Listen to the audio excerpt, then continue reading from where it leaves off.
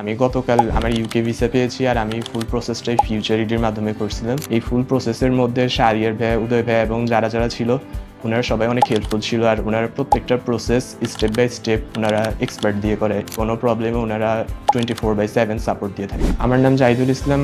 আমার September intact university of Greenwich. আমি জানুয়ারি মাসে যখন আইএলটিএস রেজিস্ট্রেশন করি ফিউচার ইডির ধানমন্ডি ব্রাঞ্চে, রেজিস্ট্রেশন করার পর আমি জানতে পারি যে future ED UK visa processing নিয়েও কাজ করে। আইএলটিএসটা আমি ধানমন্ডি ব্রাঞ্চেই দিই।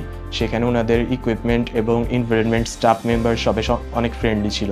সেখান থেকে আমি আইএলটিএস দেওয়ার পরে জানুয়ারি মাসেই আমি বনানী ব্রাঞ্চে আসি। এখানে আমার ইউকে ফাইল প্রসেসিং স্টার্ট করি। ফার্স্টে আমি কন্ডিশনাল অফার লেটারটা পাই, এরপর আমার নেসেসারি ডকুমেন্টসগুলো সাবমিট করার পরে আনকন্ডিশনাল অফার লেটারটা পাই। এরপরে আমার ইন্টারভিউটা শুরু হয়, ইউনিভার্সিটি ইন্টারভিউ, প্রি ক্যাস যেটা, সে এপ্রিল মাসে আমি ইন্টারভিউটা দেওয়ার পরে ইন্টারভিউ অ্যাকসেপ্ট হলে এরপরে আমি ক্যাস লেটারটা পাই। শাহরিয়ার ভাইয়ের, আমার যিনি কাউন্সিলর, তার মাধ্যমে এনএচএস ফি, এমবেসি ফি এগুলো দেওয়ার পরে বিএফএস অ্যাপয়েন্টমেন্ট ছিল আমার 20 মে। বিএফএস অ্যাপয়েন্টমেন্টে বায়োমেট্রিক কমপ্লিট করার পর গত 30 জুন আমি আমার ইউকে ভিসাটা পাই।